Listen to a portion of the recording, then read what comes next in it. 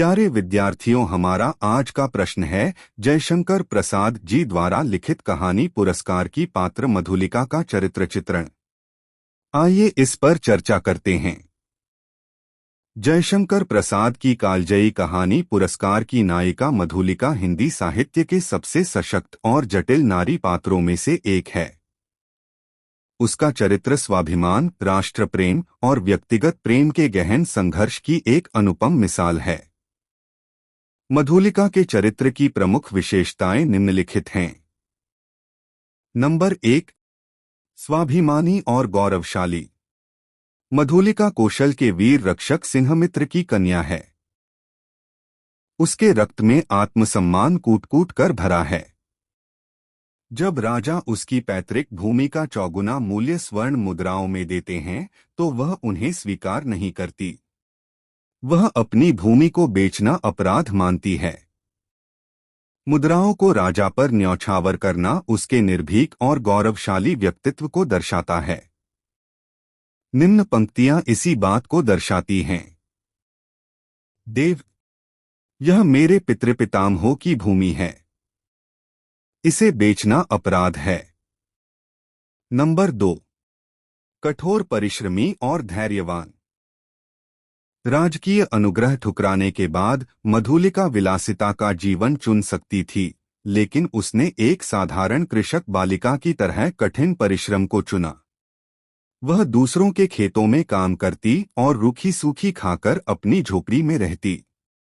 भीषण सर्दी और अभावों में भी उसने कभी किसी के सामने हाथ नहीं फैलाया, जो उसके चरित्र की तपस्या और धैर्य को प्रकट करता है। नंबर 3, प्रेम और भावुकता। मधुलिका का हृदय अत्यंत कोमल है। मगध के राजकुमार अरुण के प्रति उसके मन में गहरा अनुराग है। वर्षों बाद जब अरुण उसके द्वार पर आता है तो वह अपने अभावों के बीच भी उसके प्रति समर्पित हो जाती है। उसका प्रेम इतना निस्वार्थ है कि वह अरुण के कहने पर अपने सिद्धांतों से समझौता करने को तैयार हो जाती है और राजा से वह जमीन मांग लेती है जो सामरिक दृष्टि से महत्वपूर्ण थी।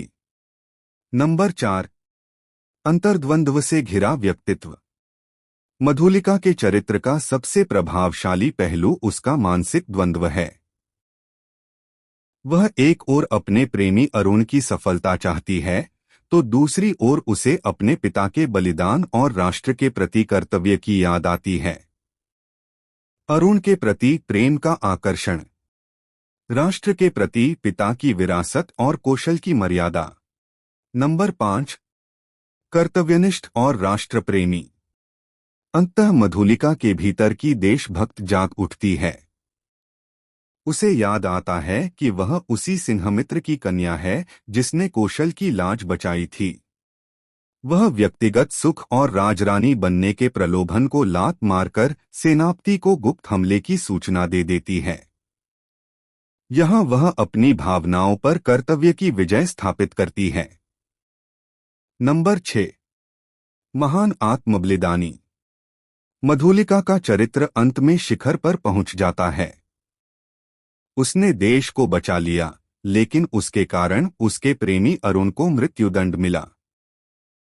वह अरुण को अकेला नहीं छोड़ना चाहती।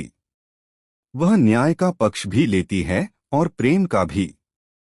राजा से पुरस्कार के रूप में स्वयं के लिए प्राणदंड मांगकर वह सिद्ध कर देती है कि वह जितनी बड़ी देशभक्त है उतनी ही सच्ची प्रेमिका भी है। निष्कर्ष रूप से हम कह सकते हैं कि मधुलिका एक ऐसी नायिका है जो अपनी भूल सुधारने का साहस रखती है और जिसका पुरस्कार भौतिक सुख न होकर आत्मिक शांति और बलिदान है। धन्यवाद।